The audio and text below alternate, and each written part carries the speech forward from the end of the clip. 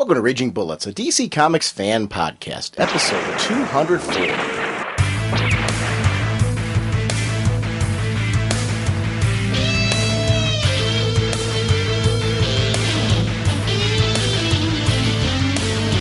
Welcome to Raging Bullets. I'm Sean Whalen, drnorge on the comic forums, and I'm joined as always by my co-host Jim, the sensei of the whatnot Segulin, and the Duke of You Know. On this episode, we've got a very special interview with Jamal Igle. We recorded this before the C2E2 convention, and I was hoping to release it during the convention, but like any good convention, it was just crazy busy. We were going to a lot of panels, trying to get some news together for you guys for the upcoming episodes, and I didn't get a chance to do this and edit it the way that I really like to whenever we have a creator on. So I edited this together. It's a wonderful interview with Jamal where we talk about issue 50 and 51 of Supergirl, his most recent work on that book, and kind of get his thoughts on Kara, how she's changed and evolved. We also go off on a really cool tangent about the Bat books because he had his time on Nightwing, and Jamal's great to talk to because he's a big comic fan. So it's great to have him on the show and really talk about just comics in general because tangents kind of come naturally where it's really just kind of geeky love for these characters and what they bring to the table. So it's a really fun discussion. I hope you enjoy this. Also, we have on here some more of our convention coverage where we had like little mini interviews that we did at the convention, chatting with people kind of outside of the DC universe and then some that are thematically connected. We also have a very cool song put together by Wednesday Heroes that's at the end of the episode closing out the show, and an interview with them that's going to be on this episode. They're a band that does these really cool superhero songs, and they were doing musical sketches at the con, which I thought was a really cool concept, so we got a chance to chat with them as well. So this is going to be kind of cool, and we have some of our 200th anniversary voicemails talking about the greatest DC Universe stories of all time. So we got a lot. It's a very packed episode, and hope you enjoyed this one. We are proud members of the Comics Podcast Network and the League of Comic Book Podcasts. Remember, you can hear us on Get Your Geek On Radio. That's getyourgeekonradio.com, a radio station committed to making geek chic. Our sponsors for this episode are DCBService.com and InStockTrades.com. Over at DCBService.com, you can get Supergirl number 53. It's at a special discount. Written by Sterling Gates, art by friend of the show Jamal Igle and John Sabal, with a cover by Jamal Igle. Beginning an all-new Supergirl arc. War of the Supermen is over. Who is left to pick up the pieces? Fallout from her actions during the war plague Supergirl, and Kara has to make one of the toughest decisions of her life. Should she continue to be Supergirl and stay in Metropolis, or is it time to move on? And with Cat Grant and the villainous Classified coming at her harder than ever before, is being a superhero even worth it? Who is Supergirl? Begins here. It's an interesting question, too. I'd love to see who that villain's going to be. I like the mystery of this book. This is the artwork cover. I believe it's the cover that Jamal had on DeviantArt because it's the one that's featured on the DCB Service site. It's a gorgeous Jamal Igle cover, and it's cool to see him have a chance to do the cover for Supergirl in this issue. It's regularly $2.99, 50% off, only $1.49. So if you haven't been reading Supergirl, that's a great jumping on point to kind of check out this book if you're coming back into the Superman books and you haven't been there in a while, or you never read Supergirl. Jamal's wonderful as a creator, and I think what he and Sterling Gates are doing with this character is just amazing, and we'll talk more on this episode about what's so great about this particular book. Also, we're going to be doing Batman the Cult. We're going to be in 2 episodes, we're starting JLA Avengers. We've actually already got the first part recorded. We're going to wrap up our C2E2 stuff and then go right to JLA Avengers. And after that, we're going to be doing Batman the Cult, the trade paperback. It's a new printing of the classic Batman tale. It's a 4-issue miniseries from 1989. Batman, Deacon Blackfire. It's a very cool Gotham City story. And as I said on this episode, it's the reason why I voted for Jason Todd to live. Jim Starlin, Bernie Wrightson, regularly $19.99, 47% off, only $10.59. I want to thank InStockTrades.com for supporting us with those tremendous deals. This one is going to be one that I've been dying to talk about since we've been podcasting, so we'll definitely be getting to that one and sharing why that book is so great with you. Remember our voicemail line. It's 1-440-388-4434 or drnorge on Skype. We love to have your participation on the show, so please consider doing that. Jim, what kind of a podcast are we? Well, Sean, we are a spoiler podcast. We go in-depth in the plotline, story twists, and whatnot of the comics we're reviewing on the show. So if we go over something you haven't read, you may want to come back later so you can better enjoy the show. Now stop and breathe. You did that all without taking a breath. Yes. It's my used car salesman voice. Thank you very much. Hey, Spinning with great speed, the Flash creates a protective vacuum around himself. Joining us for this episode is friend of the show, Jamal Igle, an artist on Supergirl. Jamal, welcome back finally to Raging Bullets. We've been planning this for some time. Hey, Sean. Hey, Chip. Thanks for having me back. Before we get into some heavy chat about issue 50 of Supergirl, I wanted to tell you just how much I've been enjoying this run of Supergirl. It's been great because it's been kind of organic from where this character was before the maturing of this character, which is something I've really appreciated. I've read this book since Superman Batman when she was reintroduced. And got to follow this character through her gradual journey where she was like this character that was very abrasive. And I liked that about her because of her back history. But what you guys have done on this book is, in a way that it totally honors everything that's come before, you've matured her in her respect of the Superman symbol and what that means, that it's more than just a family symbol. Right. I love her look now and everything, and I just want to compliment you first to start off on just how much I've been enjoying that. Thank you, man. I really, really do appreciate that. And, from what you're saying about Kara's maturing as a character over the course of that run, of our run, I shouldn't say that run because our run's going to continue, but I'm kind of in this point right now that I've passed the hurdle of War of the Supermen, so I'm starting to think of my second bout on Supergirl as run number 2 on the character, even though I haven't really gone that far. Yeah, it's something that has been very important. I know it's very important to Sterling. It was really important to myself. Now, going forward, we're going to be seeing Kara interacting more with the rest of the DC universe again, but not in the same way that she did when they initially launched her.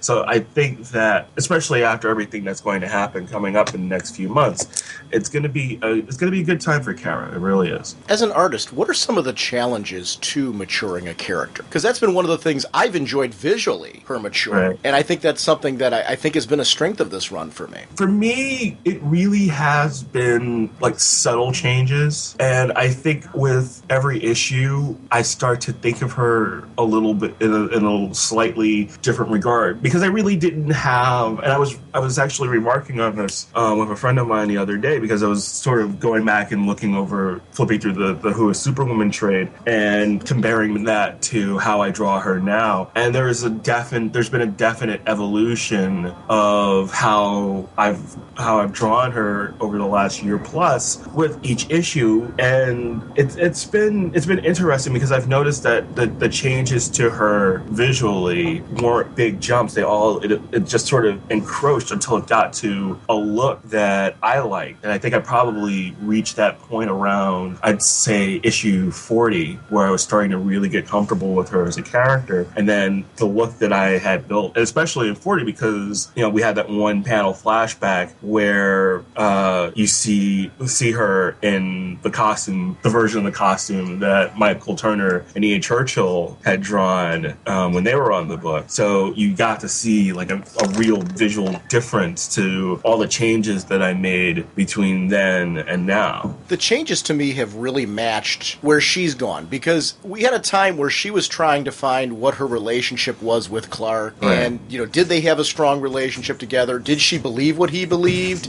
Or was he totally out there and she had the right idea? And I love that now we see her more comfortable with herself. Right. With her relationship with him, and that S symbol means something to her now. And I love that the costume has evolved and her appearance has evolved to match that. That's something that to me was very important as a reader. It was something that I really appreciated because it was a storytelling reason. It wasn't just a bam, I'm a new artist on the book and here we're doing this now. It was, this is where this character's going now, and it's something that I just really genuinely liked.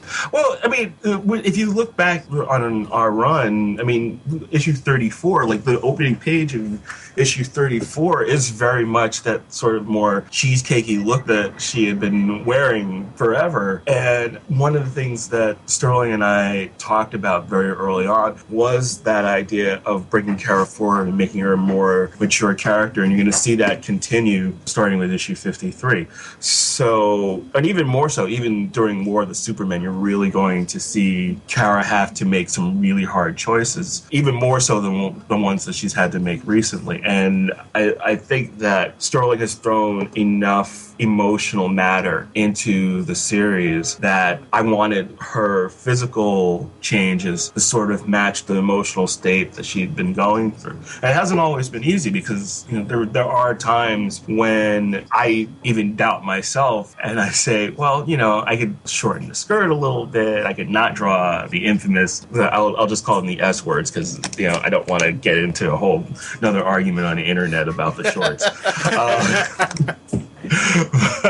You know, I could go back to a more pin-up-y kind of look for her, but I don't think that fits who she is as a character now. Yeah, I'm going to say something that will probably anger a lot of people, and so I'm just going to say this is my opinion, you know, and does not reflect anybody else's, but I would actually like to see a even longer than, instead of shorts, like a full, like, pant-type outfit, more evolve, like, towards how Clark has, or even something like Allura's currently wearing, but Right. just change the color pattern so it's the red, blue, and yellow type deal. So it's Right. still the traditional Superman colors, but it's more of this, you know, formal Kryptonian type garb, you know, or even something like Superwoman has. I would like to see that dramatic of a change in the costume, but that's just me personally.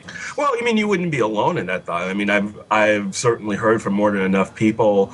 I mean, I get daily, like, either messages on my blog or on my DeviantArt page or from my website of people saying how much, you know, they love the book, but, you know, can we give Kara a different costume now than the one that she's wearing? And truthfully, that has a lot more to do with licensing than that has to do with me. So I think the changes that I've made are as far as we're going to get in terms of, like, the hoops that you'd have to jump through at DC to get a new costume for Kara. I think one of the reasons why I wouldn't like to see that, I wouldn't mind seeing it in a future story, like if we showed a futuristic version of Kara and Right. showed her more as an adult, Right. you know, down the road, where we could see, like, wow, she eventually will evolve into this. I'm a fan of that kind of stuff, and I'd like to see that. The one reason why I wouldn't like to see it now is I think at this point she's earned her stripes, and I think she's become an identifiable character around the DC universe. And I think after the whole Amazon's attack thing and everything, where she's kind of now, I think she's kind of come full circle. Right. And she really knows who she is now, and I think for her to change her costume is really kind of a way of saying, I haven't earned this identity that I have now. I think she's paid a lot of dues. And I like that about the character, that I care enough about her that, like, I'm actually genuinely arguing in her defense as far as, like, saying, wow, this, you know, she's really earned her stripes at this point. I like that she's become so likable, because before, and it was something that I found interesting before, she was incredibly abrasive. And now she's come, you know, and the issue 50 is a great example of an issue where I think we get to get inside the personality of Kara and the person who she is and kind of go on a ride with her where I feel like I'm actually journeying along with her, and I really like her. I mean, oh yeah, but she's a very likable girl. I think one of the things that works for me is that she is a Clark. You know, she's not going to react the same way that Clark does, and she's still a teenager. You know, she still overreacts occasionally. She still flies off the handle. You know, issue 51 is a perfect example of that. She still has that teenage intensity where everything is the end of the world, especially the end of the world. So she still has those moments where she jumps first and asks questions later, but nowadays she does think about it a little more. And if you give her the opportunity to make a plan, she does make a plan and follow through. The one compliment I want to give you is issue number 50 is this oversized offering. Right. This one had to have been, for you, because the amount of detail you put into this issue, a tremendous undertaking.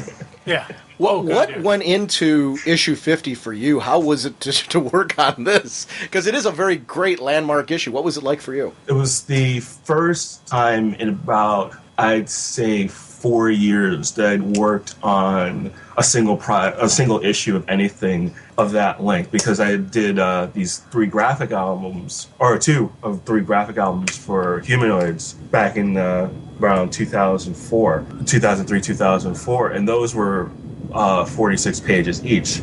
So up until that point, I hadn't worked on anything that long. And with Supergirl 50, there was a point where we were doing some rewrites. So portions of the script were being written in pieces. Scenes.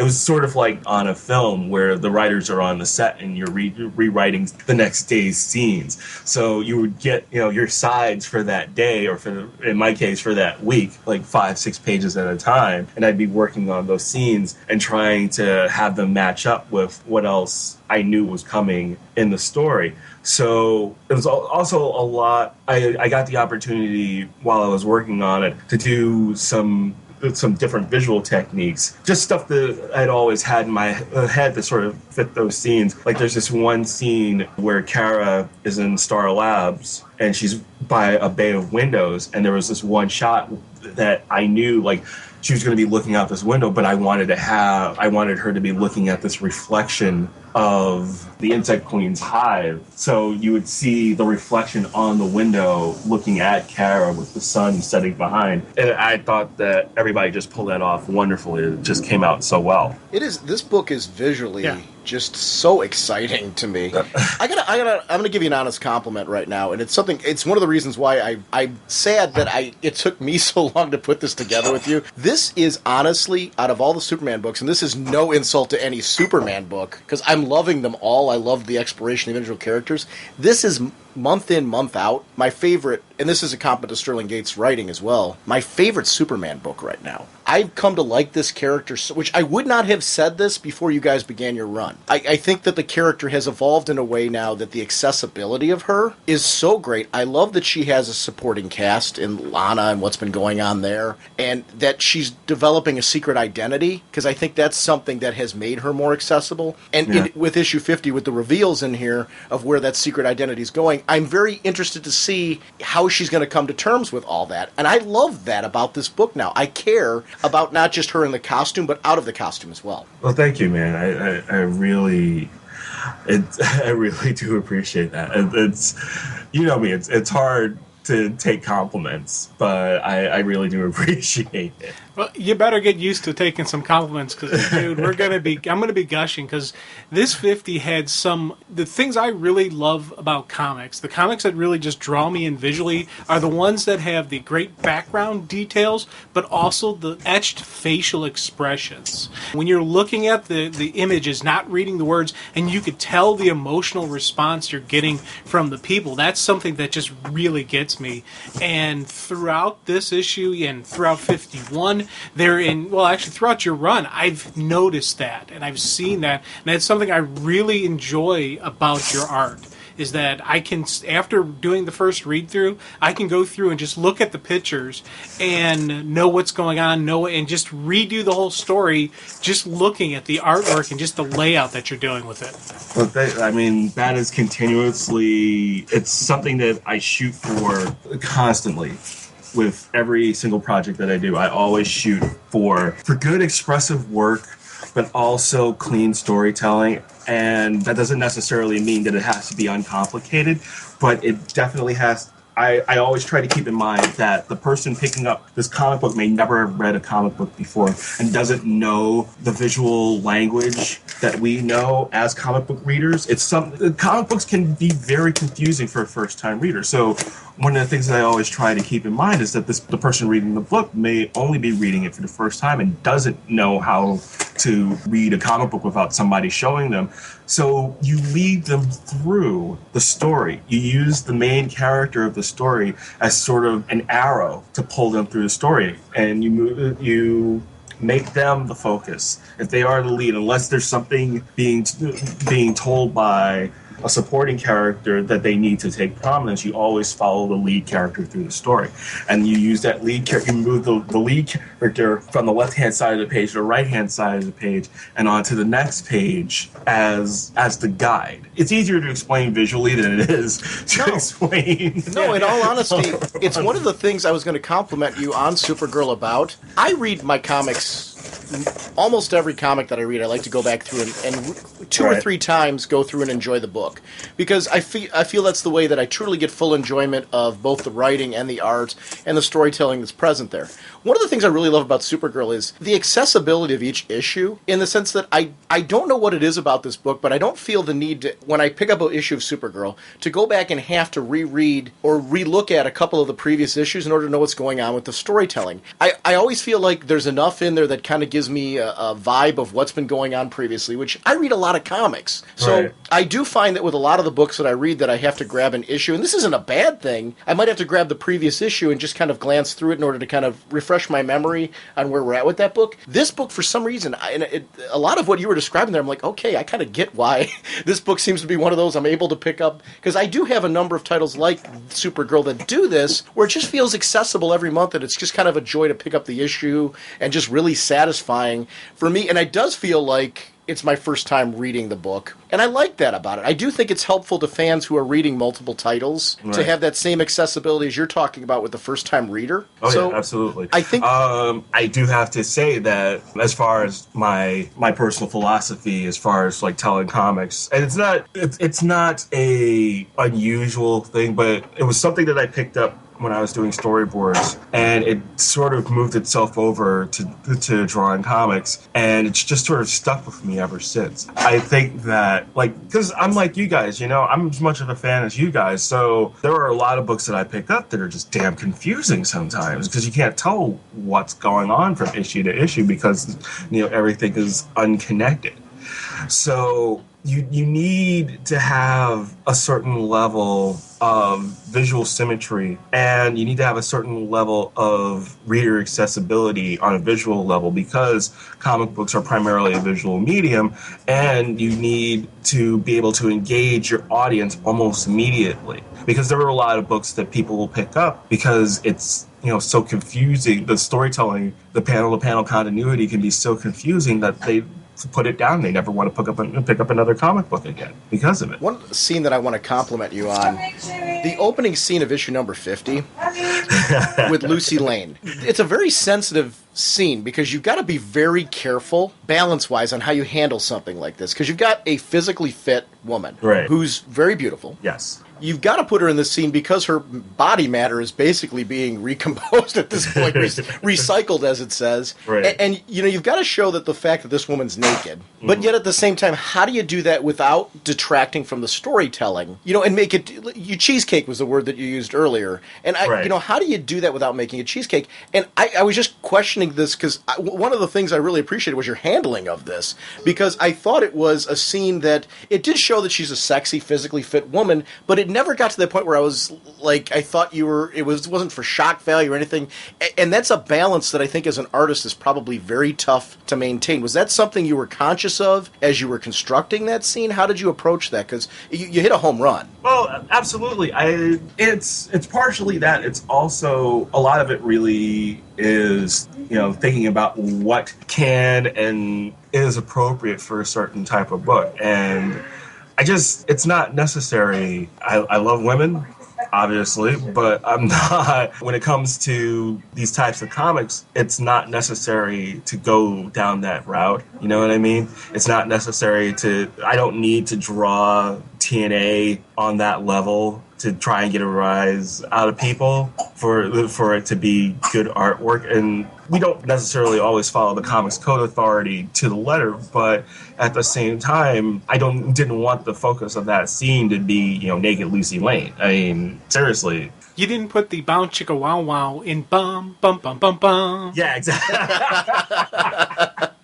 That's a good way to put it, actually. I think, too, it would make the difference if the scene was where Lucy was trying to attract a man or was trying to do something like that. In this case, what really the focus needs to be on the next page is how bad we all want to slap General Lane. Absolutely. Well, the thing about it also, and this is just, again, going back to personal philosophies, sexy sells if the character's supposed to be intentionally sexy. Right. And, there is a sexy moment, kind of sexy moment towards the end of the book for Lucy, but this wasn't it. I And I tell you, I loved just the way you handled General Lane throughout that whole arrival sequence. Just those couple pages, I was hoorahing, I was cheering. I was like, I didn't like the guy, and I wanted to smack him, but storytelling-wise, it was an absolutely beautiful reaction. He comes in first, he's got that concerned father look, but he doesn't lose the military discipline. And that is a tough thing to do, man. Yeah, but he's such a dick, too. Oh, yeah. Well, and taken on a different level here, what you're showing here, and I loved how you did this visually, the manipulation of this guy, of his own daughter. Like, oh, absolutely. That scene with that concern on his face, for me, I was just like, oh, that is so good, because I really literally want to jump in the page and just hit him across the face and go, dude, this is your daughter, and you're playing her for a sucker. Well, part of it also is that as much concern as General Lane may have for both of his daughters, for Lois and Lucy, on a certain level, his xenophobia overrides all of that. Yeah. And that's the way it is with a lot of people who have that true hatred. A lot of people dislike somebody or something, but there's not that true burning hatred. When you get to somebody who has this, it goes beyond the rational thought. General Lane is an intelligent man. He's a smart soldier. And if he could, step away from his hatred, he would recognize he now has an Earth-born person with the powers of Kryptonians. But it's his mind is clouded by that anger and by that hatred, and that's the power of hate, that's the power of prejudice, that's the power of just all these zealots and extremists out there. And that was something that I loved seeing, that because he starts off Lucy, and he's like, get a medic out here, and you can just see just that thing, and then as soon as he realizes, as soon as she fires off the heat vision, shoots through the dude's chest, his hand just slowly lets go of her. And he gets that cold look on his face. I was like, oh man, this is awesome. That whole scene was actually a mirror from Supergirl 36, the scene where Zor-El let go of Kara's hand when he's dying. So we wanted to really just sort of mirror that whole scene, but for a completely different reason. Oh yeah, okay, cool. Jamal, do you ever run into a danger of, one of the things that Jim talked about it earlier, the way you show emotion in the face of the characters? Because I really like that. That's a part of the storytelling that brings me in and adds reality to it. Do you ever have like emotional bleed over where like you're focusing so much on the emotion of one character that it carries over to another? Because I'm looking at the sheer amount of emotions you're dealing with over these few pages, and really between the same character, like Lane goes through a lot of emotions, Lucy goes through wariness, then pain, and then even an anger at that point. Do you run into that problem where you like have to stop yourself when you're working on a character and go, wait a minute, this is Lucy's emotion, I need to carry this back over to her? Or are you able to organize that when you... I'm pretty good at organizing those things, and I'm pretty good to use film terms. I think that I'm a good enough director that I can give the actors the right emotions to play off of. In this case, remembering like who is who, what their body language in any particular scene is supposed to be. I'm more worried about the scene than the actor, because the actor is like if I think of myself as in the terms of a film director, I'm working with competent actors, so they're going to give me the performances that I need to pull off that particular scene. So I can concentrate on the rest of the scene. I just need to get those expressions down on the page in a way, particularly with female characters, it's more difficult visually in comics, because the more lines you add to a woman's face, the older she looks, or she becomes more mannish, depending on your ability to draw. So I'm more concerned after the fact about that than I am in terms of having each character play their role. At the end of that opening scene, there's a shot of General Lane where he has this slight sneer on his face that I was more concerned about getting that, but I knew that wasn't going to carry over to the rest of the characters on the page. I love that historically we know that smear is something that General Lane has probably shown Lucy through her entire life. Oh yeah. And well, if you've You guys have obviously read Superman Secret Origin #5. Oh, yeah. Yeah. So you really do get that fleshed out. It was also fleshed out really, really well by Sterling in the Supergirl annual that came out recently as well. Yeah, because it had the origin of Superwoman in there. And I loved following the whole expanded Superman universe right now. Because to me, it's just so satisfying to see these characters like you said, you see that General Lane in Superman Secret Origin is the same General Lane we're seeing here.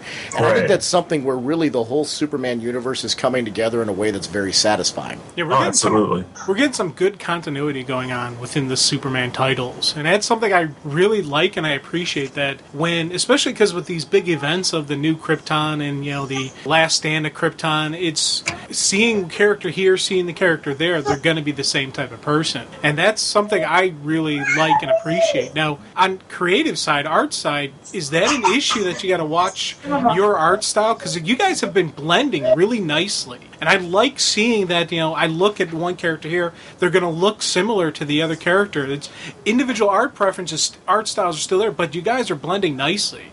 Is that a conscious effort you guys are doing? It's absolutely a concerted effort. And I know on my part, it really has been a concerted effort, particularly stuff like Last Stand on New Krypton and with War of the Superman and with my run so far on Supergirl. It has been to try and not copy what Gary Frank or what Pete Woods or Fernando Dagnino or Eduardo Panicia or anybody else or Bernard Chang or anybody else has been doing on their individual stories, but try to bring that over to what I'm doing in my books while retaining my look. I don't think it's an impossible thing for me, because at this point I think that my own visual style is solidified enough that I know what I want from the look. Although I think about switching it up sometimes, but I don't really want to copy necessarily what other people are doing. I just want to have there be that visual symmetry that I was talking about earlier between all the characters and all the books. So they don't look totally unrecognizable between books. You want to know thematically, like, hey, when I go over this book, this is this character. When I go over this book, it's that character. Right. And I do appreciate that. To see, one of the things I enjoy about comics is I like when I see different artists, because when I'm picking up a Jamal Igle book, I want it to feel like it's a Jamal Igle book, And I mean, I need that as a fan as well. But then I do want, obviously, I don't want Supergirl to look drastically different than she would elsewhere.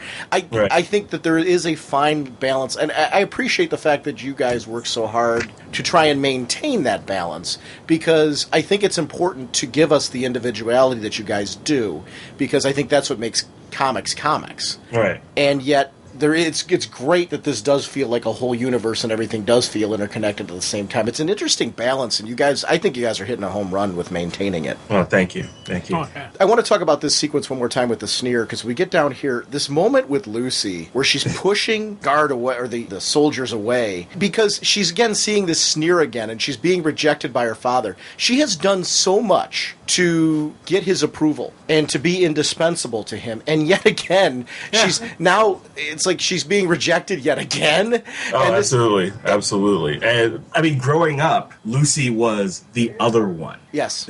She wasn't as good as Lois. She wasn't as smart as Lois. And the fact of the matter was General Lane hated the fact that he had daughters instead of sons anyway. But he wanted to make sure that his girls were as tough as boys. And that's something that I think started when they revamped the Superman line back in the 80s. I remember quite a few stories when they first started establishing the whole idea of Lois being an army brat and being this kind of tough as nails kind of woman, but we never really got that many stories where you got to see General Lane until right before our Worlds at War. So now you're seeing the man that forged Iron Will Lois Lane, and you realize that he is relentless and unforgiving. And Lucy spent her entire life trying to gain his approval. And then finally, and this is classic Sam Lane manipulation, once she joined the military, he guided everything that she ever did.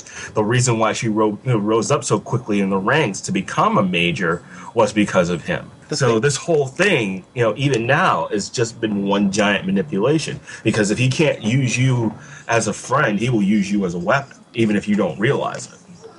the thing that I find so interesting is that she would be so much better off if he had just abandoned her. And But that's true. But even then, I don't think she would have been able to let go. no. Yeah. I think she still would have, sought out his approval somehow. Lois would have been able to just walk away and had nothing more to do with him. But Lucy is the younger child, and having grown up in a very similar situation where my father wasn't around, I can understand those feelings. My sister was very much like that. She spent a lot of years trying to connect with my father unsuccessfully, and it just never really worked out the way that she had thought it would. So I think the distinction is, and the distinction between Lois and Lucy is that Lucy is that I think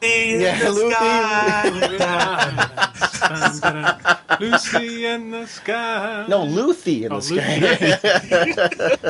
Because if I'm inventing new words, at least sing them. I think the distinction between the two is Lois found her own place in the world and found satisfaction in that. She found that thing to drive herself, where Lucy never found that own self-identity. And I think everybody, no matter what your parent situation is, you do strive for parental approval on some level. Like you said, and it's funny now that you mentioned the fact that she probably would have still been seeking his approval if he had abandoned them, because she never found herself. And I don't know, it'll be interesting to see with her storytelling if she ever does. I think that's what's interesting about following her character, or is she always going to be kind of under his tether there? I think for now it's all about pleasing daddy. It's like she's in an abusive relationship. And absolutely. When you it's the worst kind of abusive relationship, because you can't just walk away from it. You're always going to be connected to him. Yeah, and it's this is the thing where everybody around can see you should do this, but the person in it will never see it, and until they see it, nothing will happen. And over the years, there's been times where she's had a much stronger relationship with Lois than now. And I think, she's like that person who gets pulled back in to the unhealthy relationship because she sees that glimmer of an opportunity to be that one. Yeah. It's just when I think I'm out, they pull me back. Because she knew that Dad was alive before Lois did. Yeah. This is true, and kept it secret from Lois, so she had him all to herself. And that was her one-up. Yeah. Right. She was the trusted one at that point. Exactly. We had a couple listeners who had some questions about Gangbuster. Okay.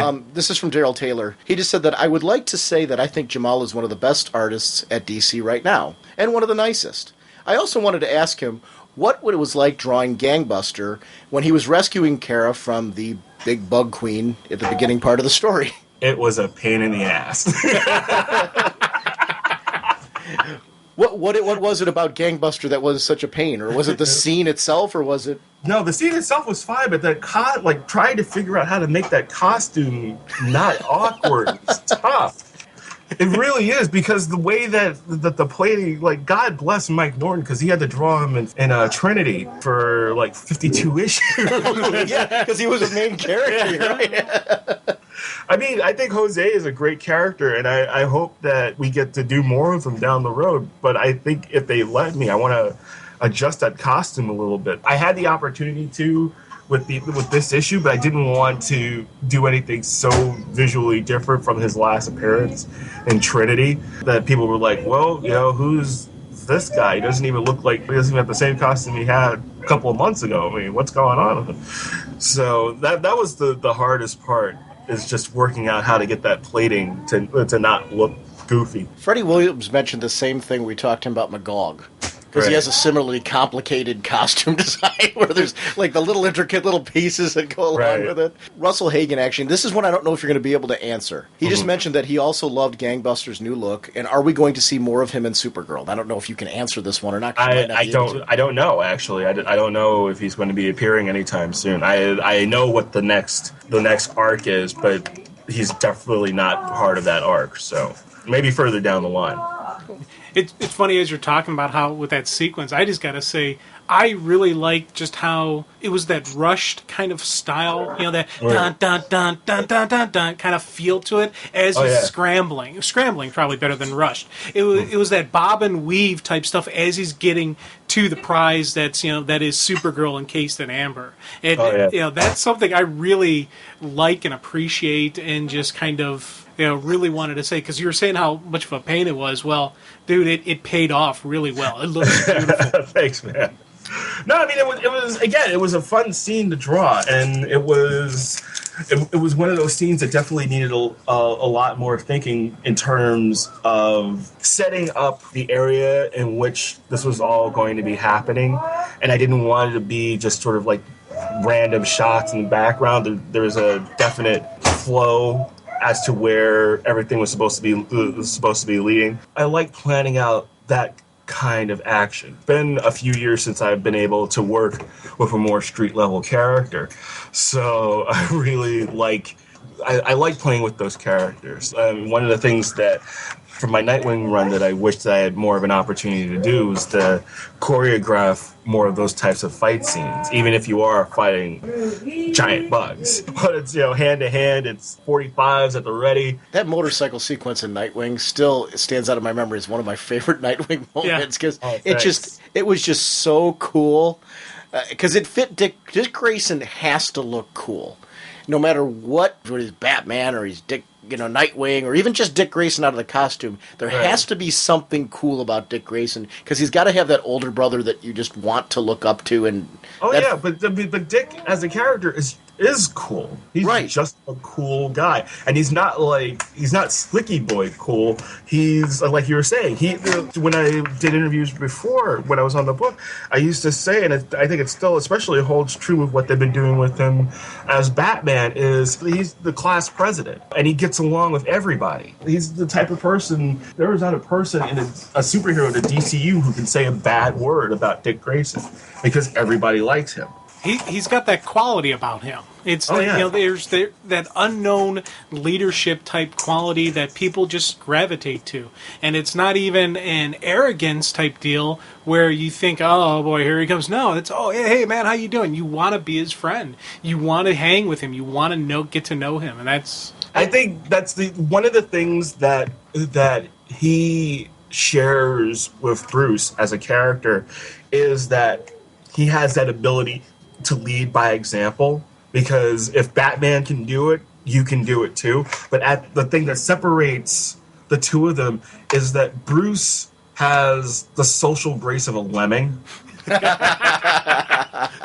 Honestly, like when he's playing Bruce Wayne, he's a little bit better at that. But Batman, the real Bruce Wayne that we all know and love, does not know how to connect with people on an emotional level. But he tries.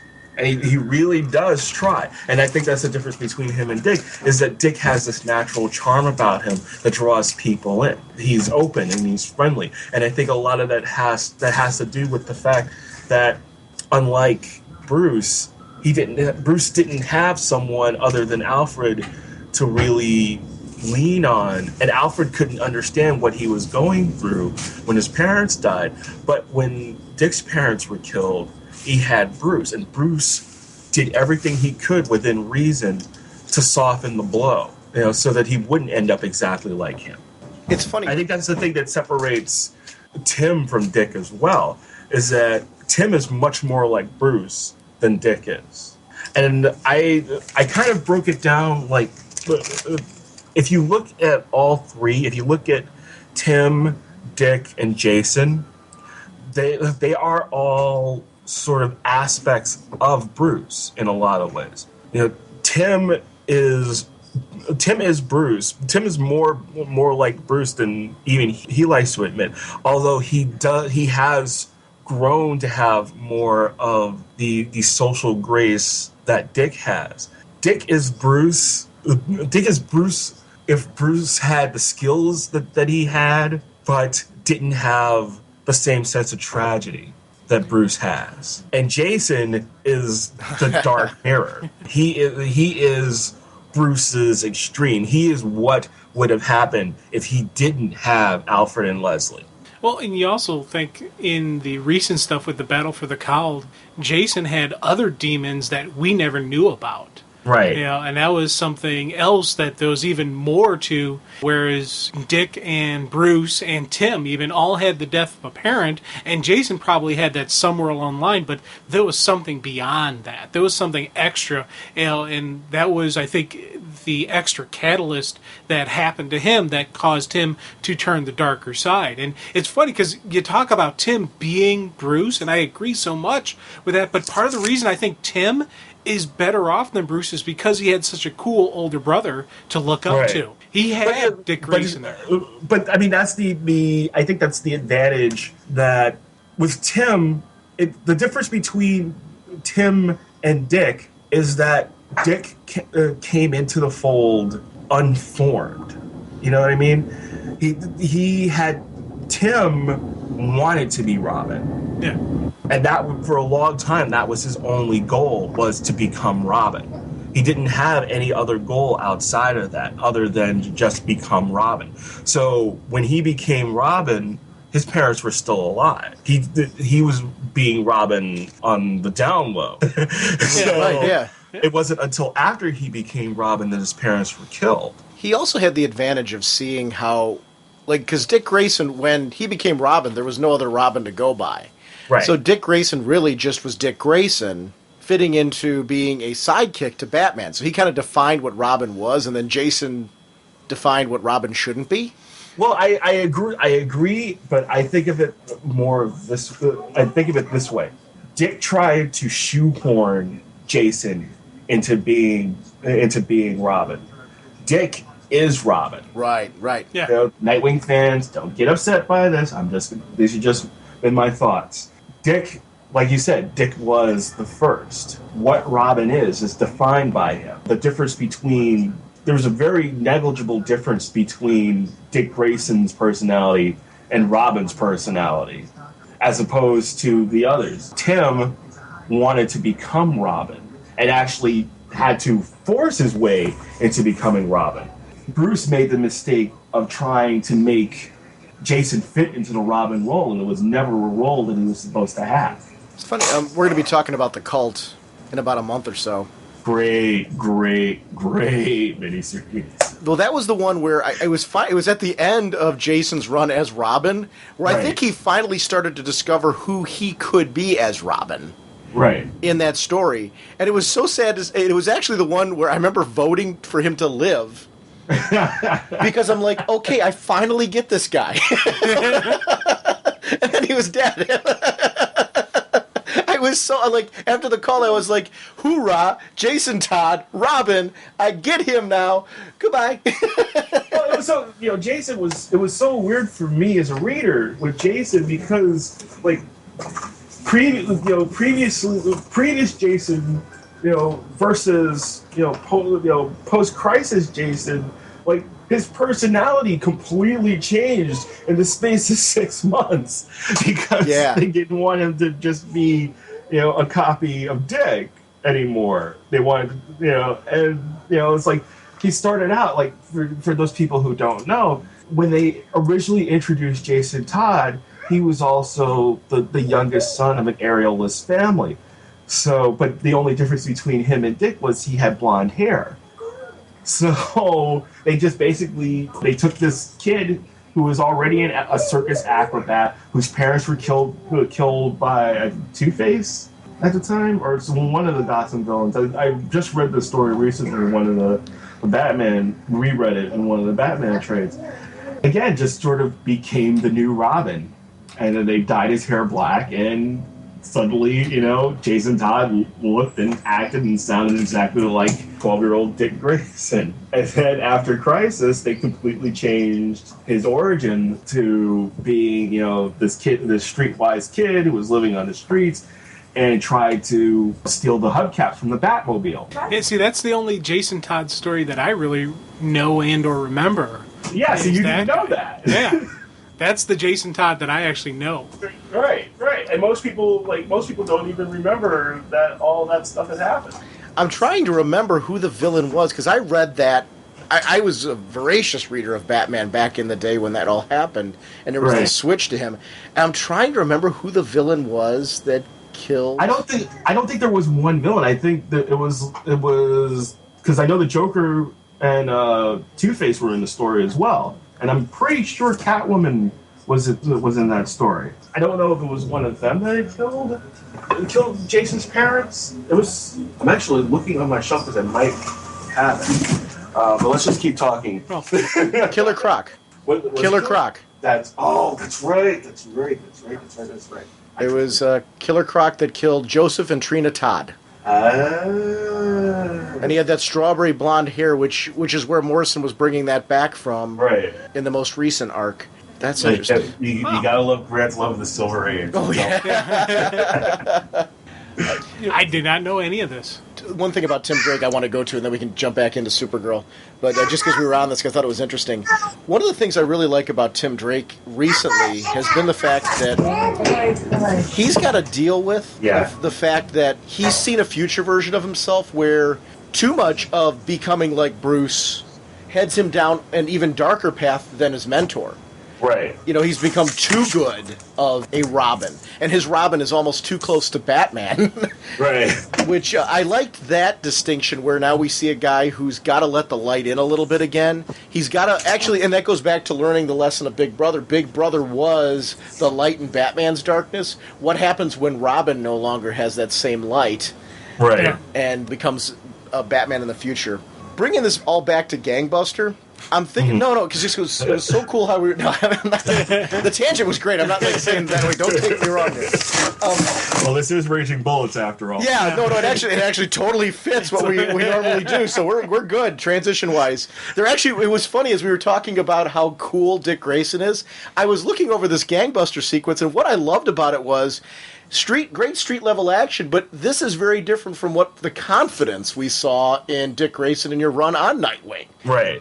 He's got, if you look on his face, there's a fear there. There's an intensity to the whole situation where Dick Grayson would have been a lot more confident in this moment. Oh, absolutely. Absolutely. But I wasn't going to, you can't play the characters the same way. You can't, Jose isn't Dick, and he doesn't fight like Dick, he doesn't move like Dick. Jose is used to taking on hustlers and drug runners. He's not used to fighting 8-foot-tall assassin bugs. And that's something I appreciated from the sequence, though, was how well that was crafted, where you still felt like he was a very competent... this is a guy who has a history as being this street-level superhero type of character, and it's great. I never lost that in the whole sequence, yet there was something engaging about knowing that this man was intimidated, and there was a fear to him. He never stops, he never lets it overtake him, and that shows his experience. But at the same time, there was still that part that it connected me with him in a way that I really appreciated. It added something that was a distinction that I thought made him more three-dimensional. And I like the ending panel of this sequence when he blows up the hole and gets the sunlight in there. And as he's struggling, you start seeing the amber start to bubble and then kind of start to crack. And then another panel, you see her eyes open. And then just as Jose is about to get gutted by this big monster bug, you get the zzz as the bug's head explodes. You flip the page, you go to that iconic Superman stance, and she's just in there, what the is going on? And she's just got that, I'm going to beat somebody down look, and I love that. For the longest time in Spanish, I only knew the swear words. And I think I know the same thing in Kryptonian now. Which is great. I love the power of her in that moment, though, and I do think that there's something very powerful about Supergirl when you get her in the right light. I really feel like she has become... I love that she's got a distinction from Power Girl, who I love reading Power Girl, but I love that Power Girl feels so different than Supergirl. Oh, yeah. And I think that's really... You can write two girls that are basically the same, quote-unquote, basic Kryptonian archetype, yet the two are so distinctly different. It shows well-crafted storytelling with the two characters that I don't think anybody in a million years could mistake those two characters, not even just because of their costumes, because of the way they carry themselves, because of their background. And that's cool.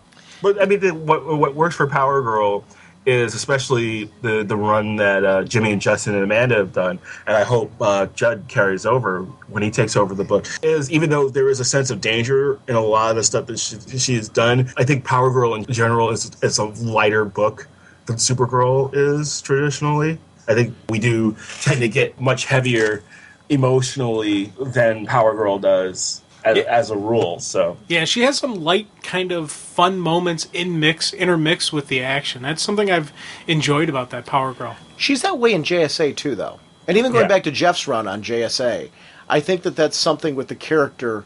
It's not ever taken too far, but yet she does have a lighter approach to the whole thing, with the exception of the bits where she was with the Earth 2 Superman and Lois Lane, where those were deeply heavy emotional sequences overall, and when she went to Earth 2. Yeah. Because that was a deep, heavy emotional sequence for her that needed that, and it deserved those moments.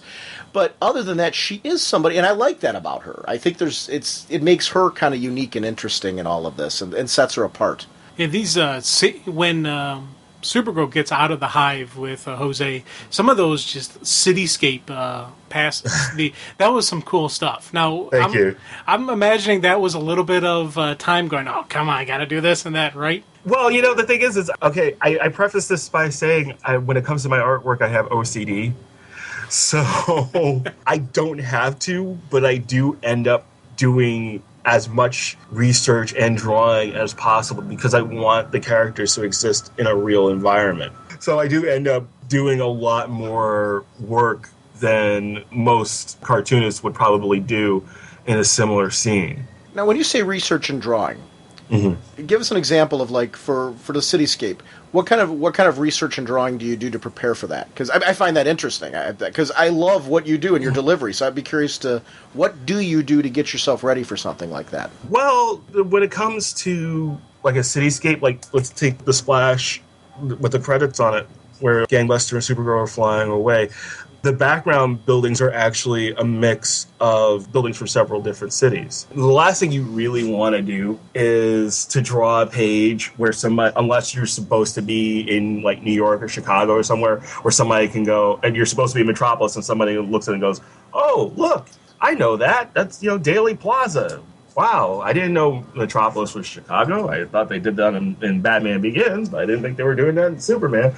So it's funny that you mentioned that, because being that Metropolis is supposed to be the cutting-edge city of the DC Universe, it would make sense that there would be buildings there that would echo what you would see in other cities, though. So pulling from different sources for those buildings would make sense that you would look and see thematically elements that you would see in other cities, like you're talking about, but you don't want to overdo that to make it seem like that city. I like that you did that, because it should be the one where you look at it and go, oh, Chicago took it from Metropolis, and they did this and all that. And I think that's a cool element of doing that research, where you are pulling elements from other cities and pulling them in, because this should feel like the big centerpiece of the DCU, because this would be the city that everyone else is paying attention to when it comes to design. And there's also, there is a clear map that we follow of where every neighborhood is in relationship to each other. Wow. So we try to work off of that as well. Now that's cool. With the different neighborhoods is something that I always like about with the Superman universe, and even with the Gotham. Gotta give credit where Gotham has those same type of neighborhoods and environments and whatnot kind of deal going on. Now, would you say you have a set? Is there an actual map somewhere, like on someone's wall? There is. Pete Woods created a topographical map of Metropolis in SketchUp that we've been using for the Superman books. So it's not, you're not seeing details on any of the buildings, but it is, you can see the entire city of Metropolis from 360 degrees. Wow. Sweet. That is outstanding. That's got to be pretty cool. Yeah. It is actually. Pete's a madman when it comes to that stuff. He also, like, all of the backgrounds for Kandor on New Krypton, he actually did the same thing. He built this entire cityscape. If you go on YouTube, you could actually find a fly-through that he did of both, of Metropolis and of New Krypton. Oh, I don't know what I'm doing later. That's really cool. Yeah.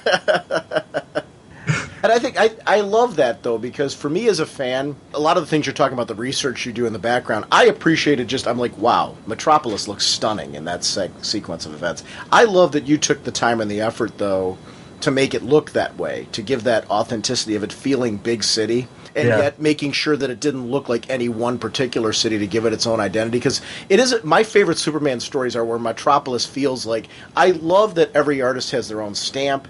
I'm a big fan of that because that's something in any comic. It's fun, like I said earlier, for me to feel like this is a Jamal Igle book, this is Pete Rose's book, and I'm a fan of that.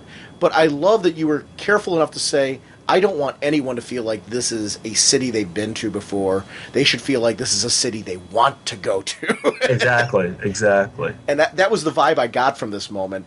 I also loved the mystery that you guys built in this issue. And I didn't mention this earlier, but I loved that from where she was at the end of the previous issue, we didn't know, could draw your own conclusions on how Kara got there. We were kind of where she was when she woke up. Yeah, it's like, what's going on here? Yeah. And I like traveling along with the main character like that, where the puzzle is the same. You know, like when we found Kara in the amber, as you were talking about, Jim. I love that we were in the same place she was. What is Gangbuster doing? How did all this come about? I knew that with the cocoon that Lana was wrapped up in, that was how this all came about. But I didn't know anything about where Supergirl was, other than that she was trying to save Lana. Yeah, and I tell you, and you talked earlier about that sequence where she's staring out the window, and that's when Kara's at Star Labs, and she's kind of contemplating stuff, and she's looking at some of the flashback sequencing, and that with that reflection in the mirror in the window of the hive, and just her contemplating. But I also really liked just that close up of her eyes. Because, you know, it showed the sadness and just everything she was going through as she's thinking about this. And that was something I was thinking really multiple layered of. Because, one, I'm thinking, okay, she's worried about her friend. She's probably putting two and two together, maybe figuring out what happened to Lana. But then she's also thinking about this whole thing where she found out that there was that something inside Lana that she never told her about beforehand. So, and we later see how that really plays out in the story. So there's just this multiple layers of sadness in her, and you can really see that look in her eye. And I thought that was just a really cool sequence with that, you know, the reflection image, but also her, you know, her face on that. Thank you very much. There's going to be a lot of compliments coming out here, man. And I meant it, you know. The other thing, in talking about the reflection, the age difference between Kara and Lana, I liked the balance of that. How she looks older, but not, Lana has maintained her beauty. Right. Because that's an interesting balance, too, because you don't want Lana to look, you were talking about too many lines earlier where you can make somebody look too old. You had to be very careful in that to make Lana look like she's around the same age as Lois. Right. And that's a very tricky balance as well, and that worked out. But it's also, especially like, let's take that first page with the flashbacks of that scene, is you had those two shots of Lana, the reflection in the window, and then her talking to Kara in their apartment. And the idea, you know, one of the things that I'd been doing over the course of like maybe 5 or 6 issues in a row was trying to make Lana look more and more drawn out, more tired, thinner than she appeared in 34. And this was sort of the culmination of all of that. And again, like you're saying, it is a tricky balance to try to make her, especially on that page, try to make her look like there is something wrong, but you're not exactly sure. You know, she just looks kind of off. You know, she looks thinner than she probably should. And for Kara to see that, and to be able to look back and see the clues. Right, exactly. I mean, and that's a testament to Sterling also. Just, you know, seeding that through the story since the beginning, actually. One of the things, actually, this is a good time to compliment the relationship that you and Sterling seem to have and how complimentary you guys are of each other. Because there comes a certain point in time where a relationship between a creative team, you start to feel like they are a team. You know, it's not like a writer-artist, or it seems like the whole team of this book has really just gelled together. One of the areas where I noticed it the most is you did an issue of the World's Finest book, where it was the Supergirl and Batgirl. And that was before this issue was released. And it was so good to see you back on Supergirl in that issue, and to see your take on Batgirl and the kickoff of what could be a new relationship with those two, very similar to what Barbara Gordon and Kara had in pre-Crisis. I really loved that. Was my favorite issue, bar none, of that series. I thought that was a good series. I thought it did exactly what it set out to do, in the sense that it gave us a chance to kind of see those characters teamed up. That issue, to me, there was something about the fun factor of that particular issue with Catwoman and Batgirl and Supergirl. And we talked about kind of an intense ride with Gangbuster. This had more of a fun, intense ride in that one. It was great to see like kind of that different emotion, and I just enjoyed the ride with those two. And I wanted to make sure before we got off of Supergirl at the end of this that I did note just how much I really enjoyed that particular issue of the series, and seeing your take on the new Batgirl, because I thought you did a great job on her. Oh, thanks. No, that was fun. It was cool though, because I hadn't really seen much of Stephanie's new design until Lee Garbett started posting it on his blog. So getting the opportunity to draw the character again, you're completely. It was one of those situations where I knew that I was going to be doing the book. But usually what happens a lot of times, especially if you're doing monthlies, is that you don't really have like the luxury of being able to like sketch stuff out. You have to like start banging pages out immediately. So you're sort of getting used to drawing a character on the fly and trying to find the visual differences between Kara and Steph, and not wanting them to just sort of look interchangeable in and out of costume. That has to be an interesting trick between the two. Because of their similarities. Yeah, they're similar. I think it would probably be trickier if like somewhere down the line we actually have Steph in the book again where she's out of costume. That's where the true test is going to end up being. I liked your Catwoman in that one too. Oh, thanks. Because she's a character that's since my childhood. Obviously, we're both talking back that we have very similar experiences growing up with what we read, and there's something about Selina Kyle that I just adore, and I think you did just a great rendition of her. Yeah, I have to admit I did get a little fan servicey with her. you did. It worked because I got where you were going. It was fun. Yeah. Well, that whole scene it's a very like Perils of Gwendolyn kind of shot. So, absolutely. I didn't have her like spread eagle or anything. I just unzipped her top a little bit. I got a few people kind of like email me. It was like, why'd you have to do that? She was in combat. I was like, dude, she's bound by her hands and feet inside a giant metal crate sinking to the bottom of Gotham Bay. What are you going to do? Well, here's my take on that. I think you got to look at the overall tone of the whole issue.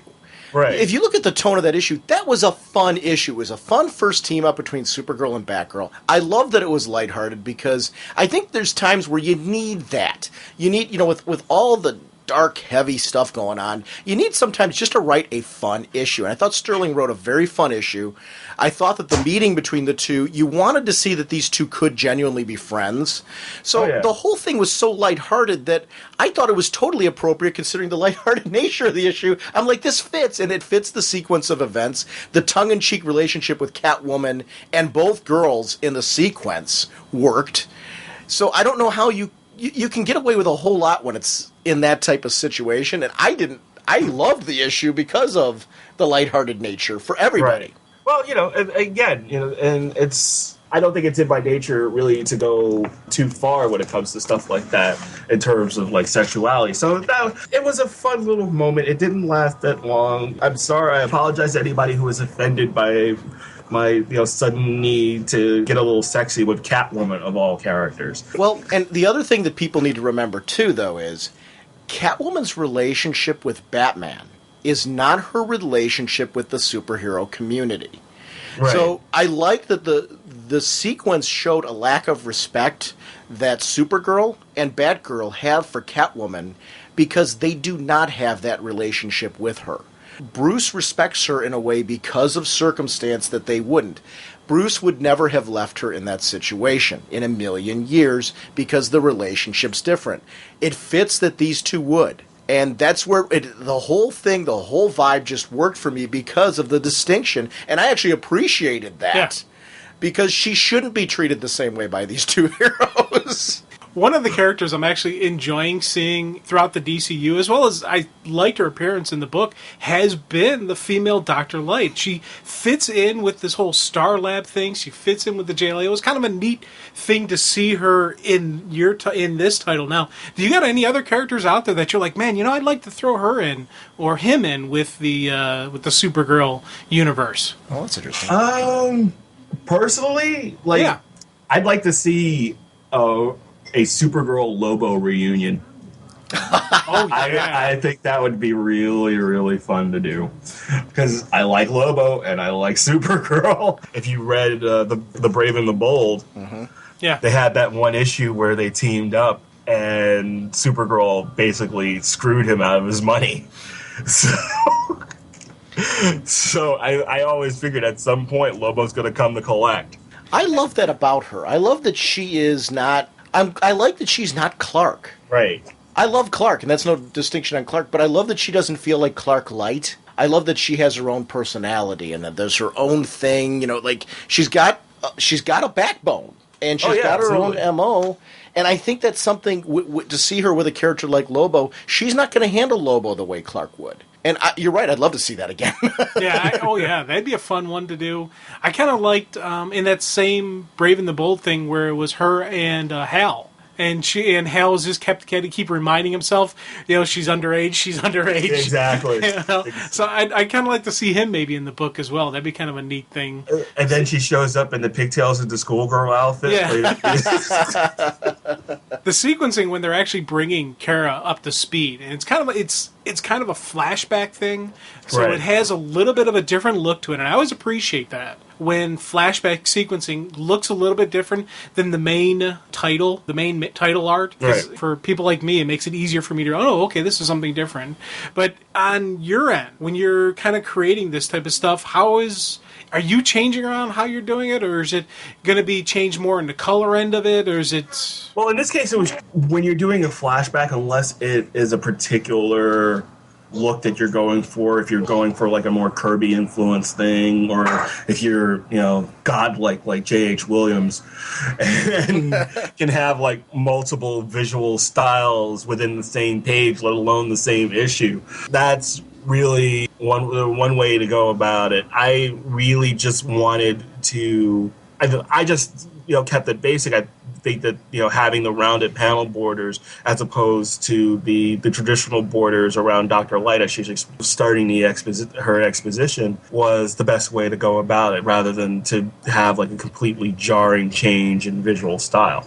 Oh, definitely worked. One of those things where I really liked how that flowed. Then it even flowed back into like the present day where, Kara is bringing Dr. Light and all them up to speed about the whole thing going on with Lana. That was a kind of cool thing. Like, Doctor, do you observe patient confidentiality? I liked seeing just that kind of, it's showing her thinking, once again, it's showing her maturity, of who she is and the kind of hero she is, where she's like, okay, let's bring everyone up to speed here. This, knowledge is power, especially in these kind of circumstances. And I thought that was a cool kind of moment. One of the great things that you get to see in this issue is the fact that Kara does actually have a plan and does actually follow through with that plan.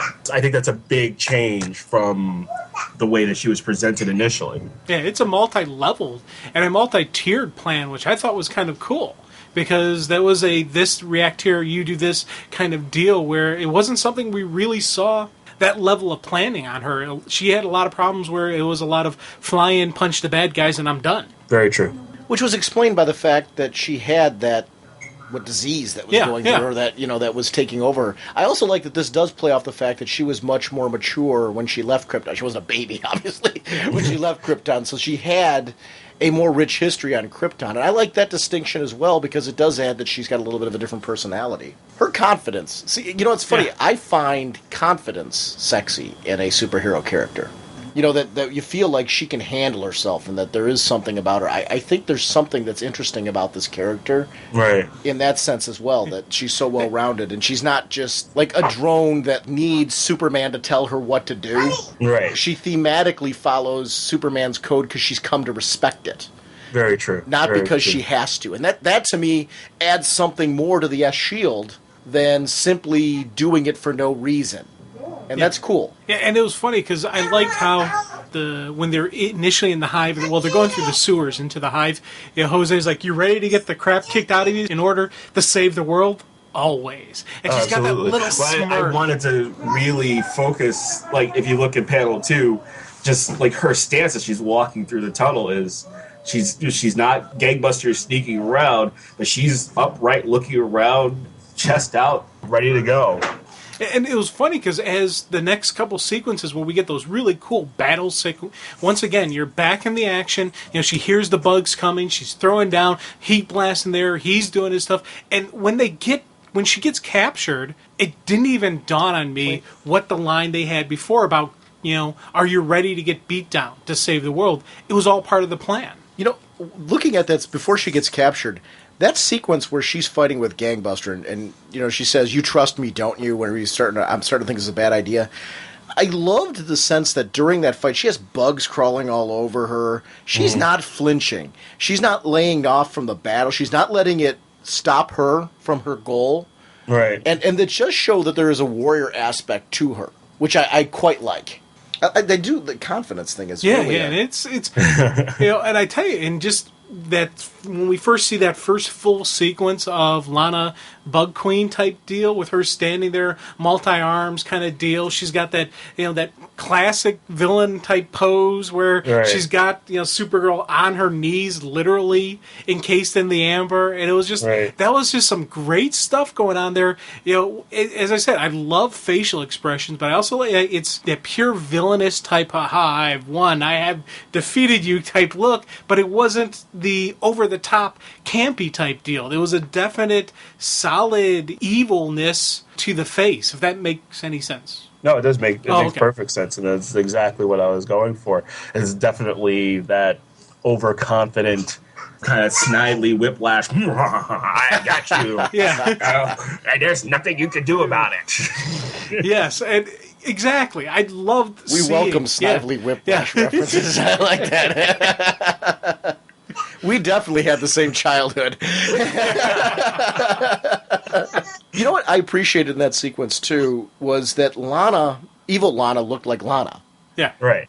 I mean, I think that's got to be a hard balance to find as well, where you want her to have the look of the Insect Queen, but you want her to be easily identifiable as Lana other than the hair. I'm talking about the actual face. Right. Looked like Lana, and that was something, because you could have just, honestly, you could have cheated and just done the hair, and we would have all gotten, okay, that's Lana as the Insect Queen. Right. When I saw the face, I was like, oh my gosh, dude did a really great job of, capturing the mask and the evil look and that to me was more creepy, because it was definitely your Lana. Right. With the Insect Queen look to her. And I thought that added to the creep factor, which is something that I don't think we're going to get to talk too much about 51, but it's something that I think all of you are doing and you really have captured in 51 as well with the Brainiac story, is the right balance of horror. Because I think these characters become more powerful when the threats that they face are credible. Absolutely. And when you see something as creepy as this Insect Queen looking like Lana there, that to me, there's nothing creepier than a loved one being in front of you face to face, knowing that they have no control of themselves. And this is the just pure great mix of horror. Oh yeah. Well, one of the things with the design for the Insect Queen, the redesign I did for the Insect Queen, was I wanted to merge what Peter Vail had did with his version of the Insect Queen, which we see on the next page, with Lana's costume from the 50s, the Legion Insect Queen costume. So that's was my base. So if you look at the mask, it's actually supposed to look like the old Insect Queen mask. That's cool. Yeah. That's nice that you tried to give something, because that goes with fans, whatever you've read, that gives you a little bit of the flavor that you're used to for whatever era that you've read this character in, and it brings you into the story. Plus, I like the editor notes that was put in there. That is from issue Superman 671 to 673. I always like seeing those in there. Yeah, that it helps. It really does help. Yeah. Now it's funny as Lana's going. Well, the evil Bug Queen is going on with her villainous rant, and Kara is just getting ready to kind of like interrupt her, one of the drones comes and slaps the amber over her mouth just to shut her up. I like that. That's the little attention to details kind of stuff that I like seeing in there. We could have very easily seen it off camera or anything, but no, it's boom, right there. You see what's going on. I thought that was a cool, just a cool moment. Just kind of like it kept me in the moment of what was going on, and it's another one of those, that art storytelling moments where it flows right through and continues on going. Do you long for those moments where your character has these badass moments, like I couldn't agree more, where we see her with that confident moment with her eyes, where she just like is ready to go right then and there? That because to me, what worked for this story was the build to this point. We all knew there was something in place, some kind of plan. We didn't know what it was. And I really appreciated that, because I'm a big fan of the payoff means nothing if there isn't a strong build. And when you hit this point, we've had such a build to the Insect Queen kind of revealing everything. I was ready to know, what did Kara do? What is the plan? Yeah, what's the plan? Yeah. And bam, we get just rushed right into it at this point, and I loved it because it was just panel after panel after panel of seeing how everything was laid off, and knowing that the Insect Queen never really had control, and this is why Kara was walking so confidently down. I mean, it all came together where you can look back, and it is one of the reasons why I encourage anyone who's read this issue, if you didn't take the time to go back through and see how all of this was laid out, knowing what was coming, you need to do that. Because it's more powerful after you know the end result to go back through and see, oh my gosh, this was all so coolly laid out in the way she was carrying herself that she knew all along what she was going to do here. And I appreciated that you could go back through and read it a different way the second time, knowing that Kara knew all this was coming. So that was something that I encourage people to do, and it's why on every episode I'm a big fan of just pushing people to reread their comics, because you got to see the care that artists and writers put in to laying out things for us in a way that's satisfying the second time through.